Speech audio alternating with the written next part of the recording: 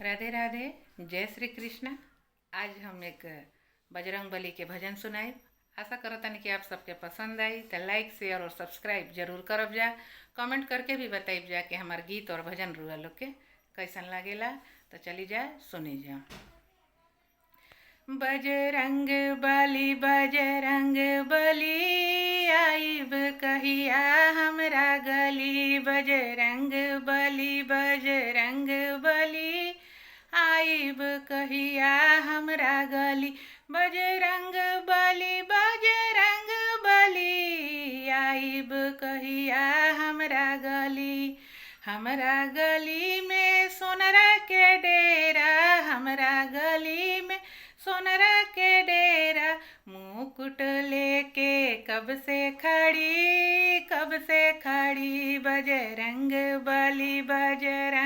बली आइब कहिया हमरा गली।